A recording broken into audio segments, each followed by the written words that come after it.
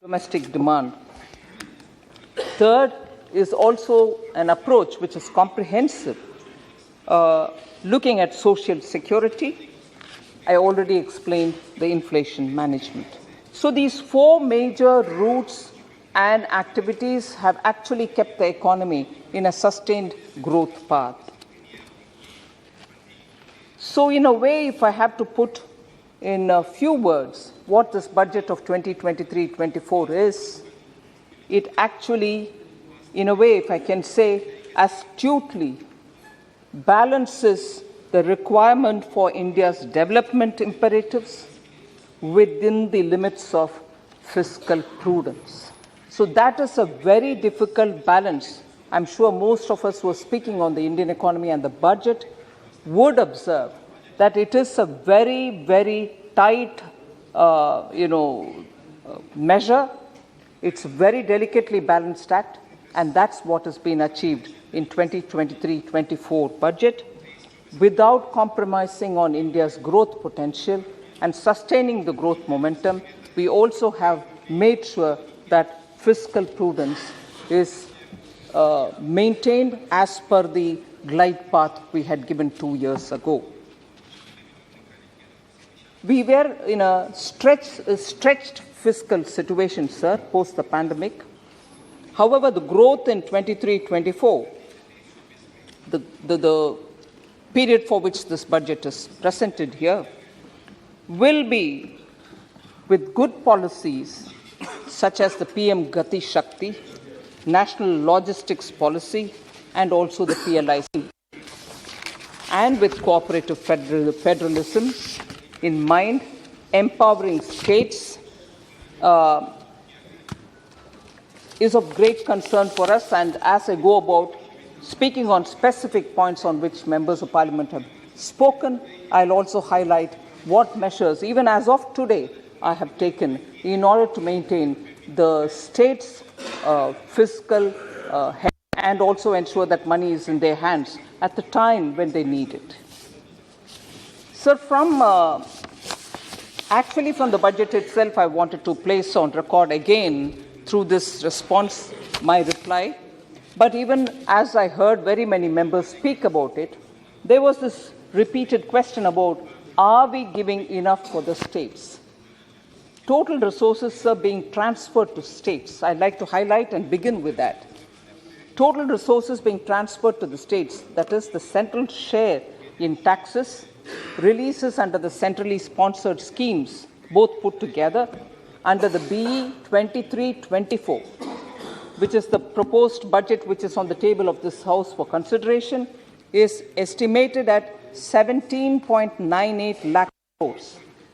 This is higher 1.55 lakh crores over the last year, which is the current running year as of 31st, 2023.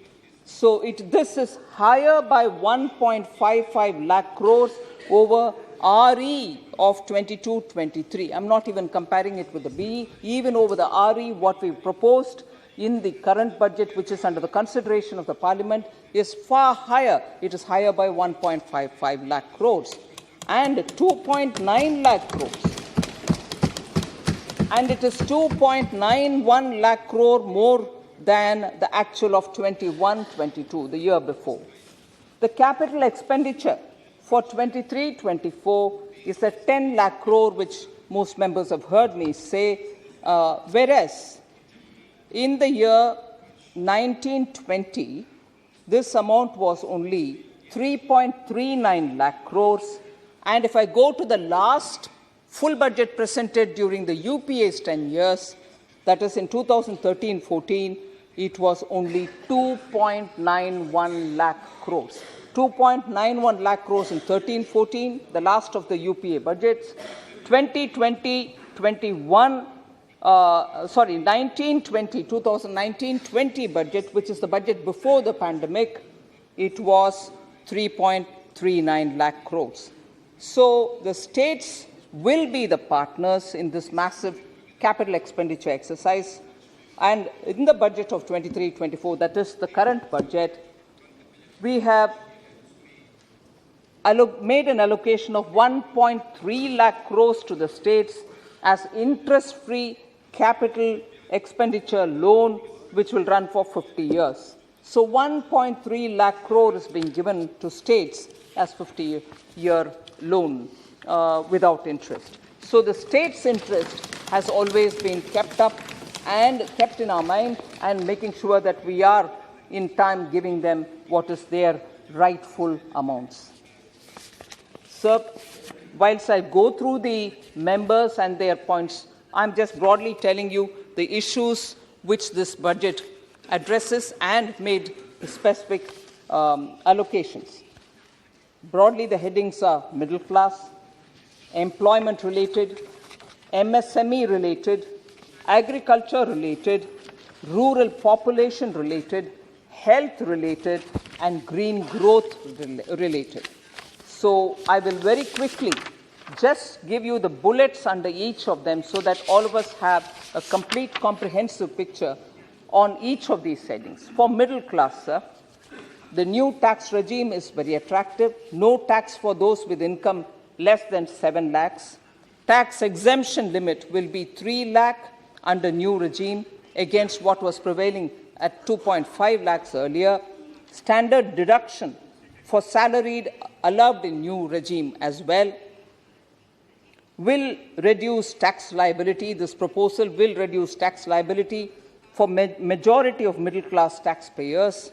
New regime will be the standard or default. Taxpayers will have to opt for the old regime if she or he wants.